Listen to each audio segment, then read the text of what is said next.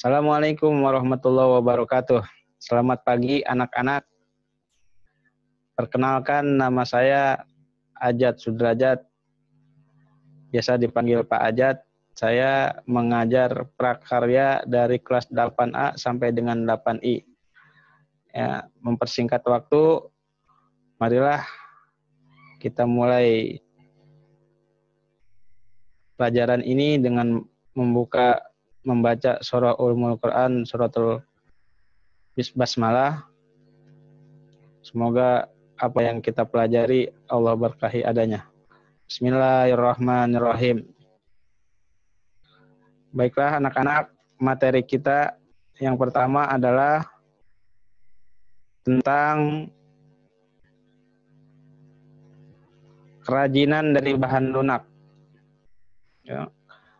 Kerajinan dari bahan lunak itu yang pertama, prinsip kerajinan bahan lunak. Kerajinan bahan lunak adalah suatu kerajinan yang bahan dasar pembuatannya bersifat lunak, baik alami maupun buatan.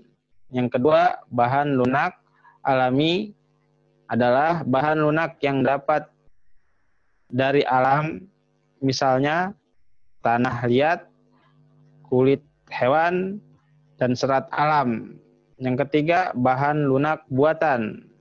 Yang dimaksud bahan lunak buatan adalah bahan lunak yang terbuat dari kimia atau buatan manusia. Misalnya gips, lilin, sabun, dan plastisin.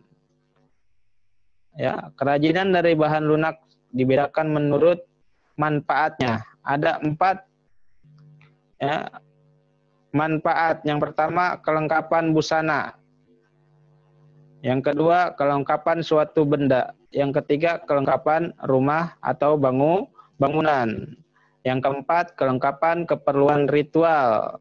Ya, yang pertama, kelengkapan busana. Contohnya aksesoris, kalung, dan lain-lainnya. Yang kedua, kelengkapan suatu benda. Contohnya gantungan kunci, itu biasanya kita gantung buat gantungan kunci motor, gantungan buat kamar. Yang ketiga, kelengkapan rumah atau bangunan. Contohnya patung kuda, patung-patung binatang yang lain yang biasa dijadikan hiasan di rumah kita, ya, memperindah rumah kita. Yang keempat, kelengkapan keperluan ritual. Contohnya dari lilin, yang menggunakan lilin. Ya, jenis karakteristik kerajinan bahan lunak. Yang pertama, bahan lunak alami. Ya, bahan lunak alami itu dibagi menjadi 3. Yang pertama, tanah liat. Yang kedua, kulit. Yang ketiga, getah kayu. Yang pertama, tanah liat. Ya, merupakan yang terbuat keramik, merupakan barang pecah belah yang terbentuk dari tanah liat dan telah mengalami pembakaran.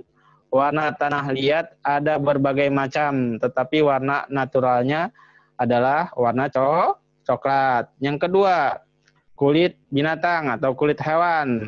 Kulit yang biasa digunakan biasanya adalah kulit sapi, kulit kerbau, kulit ular, dan kambing. Barang-barang yang dibuat dari kulit tersebut antara lain ya sebagai wayang. Biasanya kita pakai lagi buat apa tuh? Bedug. Sepatu yang biasa kita pakai sekalipun harganya mahal dan lain-lain. Yang ketiga, getah kayu. Getah kayu harus diolah melalui beberapa tahap. Yang pertama, karya yang terbuat dari getah kayu yaitu perahu naga. Biasanya ada di lomba-lomba perahu naga, yaitu bahan bakarnya adalah kayu. Ya, selanjutnya bahan lunak buatan. Yang pertama sabun, yang kedua lilin, yang ketiga gips, yang keempat fiberglass. Yang kelima, polymer clay dan plastisin. Yang pertama, sabun yang biasa digunakan untuk membuat kerajinan tangan, biasanya sabun batang, memiliki karakteristik yang padat, licin, lunak, sehingga mudah dibentuk. Yang kedua, lilin. Lilin memiliki sifat mudah cair dan beku, sehingga mudah dibentuk dan dicetak ketika masih berbentuk cairan. Yang ketiga, gips, merupakan mineral yang tidak mudah larut dengan air jika sudah menjadi padat. Yang keempat, fiberglass. Fiberglass adalah mudah dibentuk karena memiliki struktur cair dan mudah mengeras jika kering.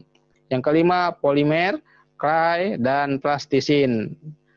Dikeringkan menggunakan bantuan oven, sedangkan plastisin tidak dapat mengeras, tetap menjadi lunak. Terima kasih untuk anak-anak, untuk kegiatan di rumahnya nanti buat sebuah bunga dari sabun yang lebih gampang bahan-bahannya. Ya, kalau dari kulit binatang susah, jadi kita buatnya dari sabun. Lihat contoh-contohnya di YouTube. Ya, bagaimana itu sebuah bunga jadi dari sabun. Lihat alat-alatnya apa saja. Ya, terima kasih. Nanti kalau mau dikumpulin fotonya kirim ke saya, ke WA saya langsung. Ya, makasih banyak anak-anak. Ya, tetap semangat sekalipun belajar di rumah. Assalamualaikum warahmatullahi wabarakatuh.